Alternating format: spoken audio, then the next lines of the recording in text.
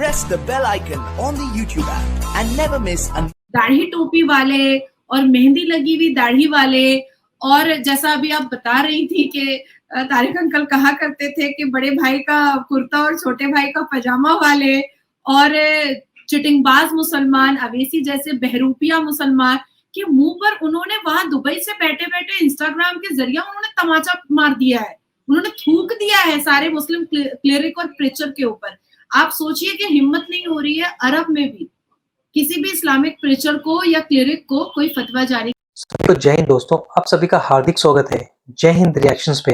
आशा करता हूँ कि आप सभी लोग बहुत अच्छे होंगे। तो आज के इंटरेस्टिंग और दमदार वीडियो में आप देखेंगे भारत की दो बहादुर और शिक्षित बेटियों को, एक तरफ आप देखेंगे पत्रकार अंबर जैदी जी को और उनकी स्पेशल गेस्टों की सुप्रीम कोर्ट की दबंग वकील और हम सबकी चहेती नाजिया लाई खान जी, जो कि अपने दमदार और बेबाक अंदाज के लिए जानी जाती हैं। तो ये वीडियो काफी इंटरेस्टिंग होगी, जिसमें ये बात करेंगी इतिहास में पहली बार ऐसा हुआ है कि अरब दुनिया में पहली बार एक मुस्लिम महिला ने अपने पति को 3 तलाक दिया है, वो भी इंस्टाग्राम पे। तो ये वीडियो काफी इंटरेस्टिंग होगी, आपको बहुत कुछ जानने को मिलेगा। तो इसे अंत तक देखें और चैनल पे नए हैं तो चैनल को सब्सक्राइब कर दें ताकि हम आपके लिए लेटेस्ट और मजेदार वीडियोस लाते रहें। तो चलिए पहले ये वीडियो देखते हैं और अंत में इसके बारे में बात करेंगे।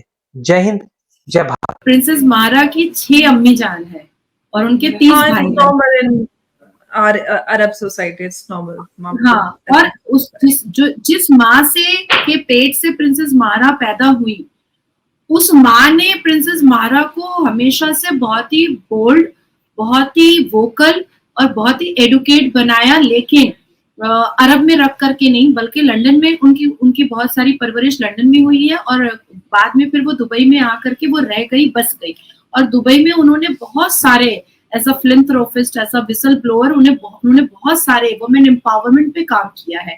उनकी कई स्पीचेस ऐसी हैं जिसमें ऐसा फील हो रहा है कि ये जो कुरीतियां हैं, ये जो इस्लाम के जस्टिफिकेशन पे जो अश्लीलता है, उससे वो तंग आ चुकी थी, उससे वो इरिटेटेड थी और वो इसको रिवॉल्यूशन के हिसाब से, रिफॉर्मेशन के हिसाब से उसको वो चेंज करना चाहती थी। अब अंबर, मैं और आप हमेशा भारत में बहुत वोकल होते हैं रिफॉर्मेशन के लिए कि रिफॉर्म होना चाहिए हम मुसलमानों को भी। अब अगर मैं या आप अगर अपने बॉयफ्रेंड की या हस्बैंड की पिटाई खा करके यहाँ वहां पर फूला हुआ आकर के कैमरा पर बैठ जाए, तो लोग तो यही कहेंगे ना कि भैया देखो खुद मार खा के आ रही है और हमें सिखा रही है कि मार मत खाना।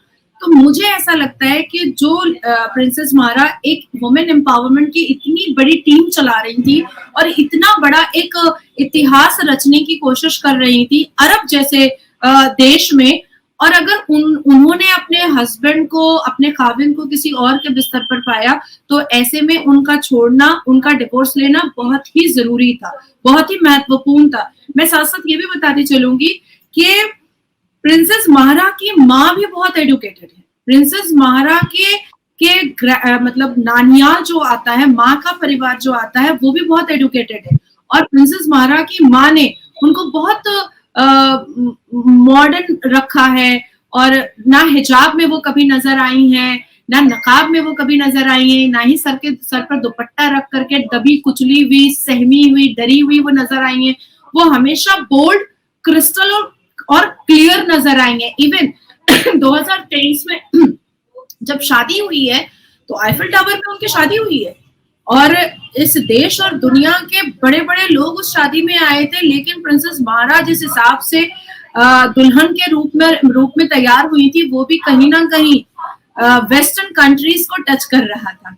उनके लिबास, उनका स्टाइल, सब कुछ वेस्टर्न कंट्रीज को टच कर रहा था। जब वो लोग हनीमून पर गए थे और जो तस्वीरें आई थी उनके इंस्टाग्राम पर, तो वो भी ये साबित कर रहा था कि प्रिंसेस मारा बाय नेचर, बाय बिहेवियर और बाय उनकी मेंटालिटी जो है, वो बिल्कुल भी एक सहमी हुई मुसलमान लड़की की और दबी कुचली हुई मुसलमान लड़की की तरह नहीं है।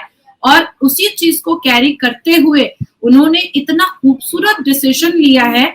और मुझे ऐसा लगता है कि पाकिस्तान और भारत के कई दाढ़ी टोपी वाले और मेहंदी लगी हुई दाढ़ी वाले, और जैसा अभी आप बता रही थी कि तारिक अंकल कहा करते थे कि बड़े भाई का कुर्ता और छोटे भाई का पजामा वाले, और चिटिंगबाज मुसलमान, अवेसी जैसे बहरूपिया मुसलमान कि मुंह पर उन्होंने वहां दुबई से बैठे बैठे इंस्टाग्राम के जरिए उन्होंने तमाचा मार दिया है, उन्होंने थूक दिया है सारे मुस्लिम क्लेरिक और प्रीचर के ऊपर। आप सोचिए कि हिम्मत नहीं हो रही है अरब में भी किसी भी इस्लामिक प्रीचर को या क्लेरिक को कोई फतवा जारी करने की, कतई हिम्मत नहीं हो रही है। आज आप सोचिए कि 4 दिन गुजर गए हैं, उन्होंने अपने अपने हस्बैंड को इंस्टाग्राम पे ही लिख दिया, ex husband, take care ex husband. उनका इंस्टाग्राम का पोस्ट भी अभी मेरे पास है, मेरे हाथ में है, और जिस हिसाब से बोल्डली उन्होंने टेक्स्ट किया है विदाउट एनी मतलब confusion, dear husband, as you are occupied with other companion, I hereby declare our divorce. I divorce you, and I divorce you. Take care, your ex-wife. मतलब कितनी इंटेलिजेंट है ये। No argument, no confrontation, no discussion, you are wrong, I divorce you. ये हिम्मत हमारी भारत की मुसलमान बेटियों में अगर आ जाए तो आप समझ रहे हो, मतलब इनकी दुकान बंद हो जाएगी। ये हिम्मत, ये क्लैरिटी तब आती है जब सही और गलत की एकदम साफ शफाफ समझ हो महिलाओं के अंदर, और जब उनको ये पता हो कि हमें गलत के आगे घुटने नहीं टेकने, और हम महिलाएं हैं, हमारा हक है बराबरी का, और हम किसी भी मर्द पे या किसी शौहर पे हम बोझ नहीं है। अगर वो हमारे साथ रहता है या हम उसके साथ रह रहे हैं, हमारे खर्चे वो बेयर कर रहा है, तो ये उसकी जिम्मेदारी है।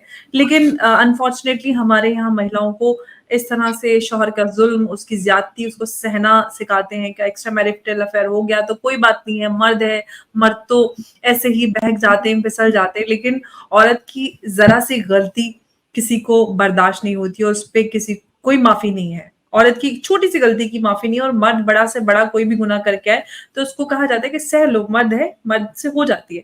लेकिन एक बात जो यहाँ पर है कि सारी महिलाओं के लिए सीखने के लिए, कि जैसे ही एक्स्ट्रा मैरिटल का उन्हें पता चलता है और वो एकदम आकर क्लियरली सोशल मीडिया पर पब्लिकली डिवोर्स अनाउंस करती हैं और बताती हैं, कॉल आउट करती हैं, ये बहुत बड़ी बात है। और ये हिम्मत उसी में नजर आ सकती है जो पूरी दुनिया से टक्कर लेने के लिए तैयार हो, चाहे वो यूएई के किंग की बेटी हो, प्रिंसेस हो वहां की, लेकिन फिर भी एक मुस्लिम वर्ल्ड में इस तरह का स्टैंड लेना अपना आप में एक बड़ी बात है। किस तरह से देख रही नाजिया इस बात को? इसलिए मैंने पहले ही अमर आपसे कहा कि a bold and wise step, और इसको शॉकिंग डिवोर्स भी हम कह सकते हैं। भाई मुस्लिम फीमेल, अच्छा हम जब भी अपनी आवाज उठाते हैं और कहते हैं कि हमारी मुसलमान बेटियों को शिक्षित होना चाहिए, आप भी इस बारे में बहुत बोलती हैं, मैं भी इस बारे में बहुत बोलती हूँ। आपको पता है कि इसीलिए हमारे भारत के जितने भी इस्लामिक प्रीचर और क्लेरिक है और इस्लाम समाज के जो ठेकेदार है, वो मुसलमान बेटियों को क्यों नहीं पढ़ने देते हैं? वो इसलिए ही नहीं पढ़ने देते हैं। ये हिजाब के फेवर में ये क्यों बात करते हैं? हमेशा हिजाब के फेवर में बात करते हैं। और आज देखिए, एक सदी गुजर चुकी है, 2006 से 2024 आ चुका है, ये साबित नहीं कर पाए हैं कि हिजाब is an essential part of Islam, क्योंकि है नहीं। कहां से साबित करेंगे? जो चीज है ही नहीं, आप उसको पैदा तो नहीं कर सकते ना। अल कुरान में एक पन्ना पैदा तो नहीं हो जाएगा ना। लेकिन हिजाब के फेवर में मुसलमान मर्द आकर के टीवी चैनलों पर बात करता है, और 2-4 हिजाबन और जिहादन है जो अलकायदा की पाली पोसी हुई महबूबाएं हैं, वो बात करती हैं। इसके अलावा जो एक इंडिविजुअल मुसलमान लड़की है, अगर उससे जाकर के हम बात करते हैं तो वो सीधा कहती है कि ये सब चीजें हम पसंद नहीं करते, और अगर रिफॉर्मेशन आता है तो उसको एक्सेप्ट करते हैं। पर कहीं ना कहीं मुसलमान मर्दों के दिमाग में ये बात आज से नहीं बल्कि 1450 साल से ये बात अटी हुई है कि जिस दिन भी मुसलमान लड़कियों को हम शिक्षित कर देंगे, जिस दिन भी मुसलमान लड़कियों के एम्पावरमेंट के बारे में हम बात कर देंगे, जिस दिन भी मुसलमान बेटियों की प्यूबर्टी को हम खंगालना बंद कर देंगे, उस दिन मुसलमान बेटियां सिर्फ शिक्षित नहीं होंगी बल्कि प्रिंसेस माहरा की तरह बोल्ड और क्रिस्टल और वाइज स्टेटमेंट और डिसीजन भी लेना स्टार्ट कर देंगी। अंबर, आप वेल एडुकेटेड हैं, मैं वेल एडुकेटेड हूँ, और ऐसी 2-4 लड़कियां हैं जो हमारे टीवी चैनल्स पर नजर आती हैं जो वेल एडुकेटेड है। वो अपनी बात बहुत क्रिस्टल क्लियर रखती हैं, बहुत आराम से रखती हैं। 18 साल 3 महीने की उम्र में मैं विडो हुई, मैंने एक डिसीजन लिया कि मैं दोबारा शादी नहीं करूंगी, और उस डिसीजन पर मैं आज तक कायम हूँ। क्यों? क्योंकि मुझे अपने ऊपर भरोसा है और था भी उस वक्त कि मैं पढ़ूंगी, लिखूंगी, मैं अपने आप को खुद चला लूंगी और मेरे पेट में जो बच्चा पल रहा है मरे हुए खाविंद का, मैं उसको भी चला दूंगी और मैंने वो करके दिखाया। तो मुसलमान बेटियों को अगर हम लोग और भी उत्साह दें, उनके लिए हम और भी वोकल हो करके उनको एम्पावर करने की कोशिश करें, उनको कन्विंस करने की कोशिश करें, उनको समझाने की कोशिश करें और बहुत सारे एग्जाम्पल्स उनके सामने रखने की कोशिश करें, तो मुझे ऐसा लगता है कि वो दिन दूर नहीं कि हमारे भारत में भी प्रिंसेस महारा जो है वो दिख जाएंगी, बिल्कुल दिख जाएंगी। बिल्कुल। और मुझे लगता है कि प्रिंसेस मारा के इस स्टेप और इस डिसीजन की वजह से एक बड़ी बहस तो खुली है जरूर कि जो महिला अधिकारों को लेकर बात होती है खासतौर से भारत में, क्योंकि भारत एक बड़ा डेमोक्रेटिक सेटअप है और यहाँ पर बावजूद इसके कॉन्स्टिट्यूशनली सबको इक्वल राइट्स मिले हुए हैं। एक लेकिन चीज फिर इसमें ऐड करना जी। चाहूंगी यहाँ पर, सो जी। सॉरी मैंने interrupt किया है। मैं एक चीज इसमें ऐड करना चाहूंगी कि आपने मुझसे पूछा ना कि कोई फतवा क्यों नहीं जारी हुआ अभी तक। इंटेंशनली नहीं हो रहा है भारत में भी कोई फतवा, या पाकिस्तान में कोई फतवा, या अरब में कोई फतवा, इंटेंशनली नहीं हो रहा है, क्योंकि फतवा जारी होगा और प्रिंसेस महारा उस पर रिप्लाई भी देगी। क्योंकि जो लड़की इंस्टाग्राम पे डिवोर्स दे सकती है, वो लड़की प्रेस कॉन्फ्रेंस करके पूरे अरब को चैलेंज भी कर सकती है और बेइज्जत भी कर सकती है मुंह पर।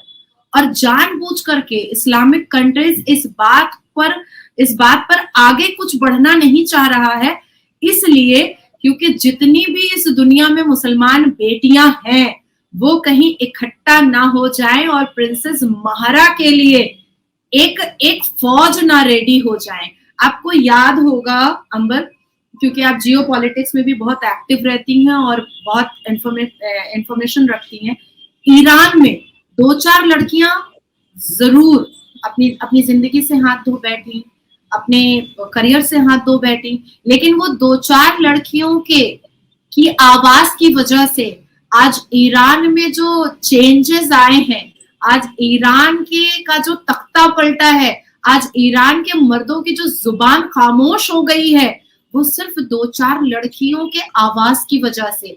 तो एग्जैक्टली इसीलिए अरब कंट्री या कोई भी मुसलमान कंट्री महारा पर कोई टिप्पणी या फतवा जानबूझकर नहीं दे रहा है कि कहीं ये पूरी दुनिया के न्यूज पर ना छा जाए और पूरी दुनिया की मुसलमान लड़कियां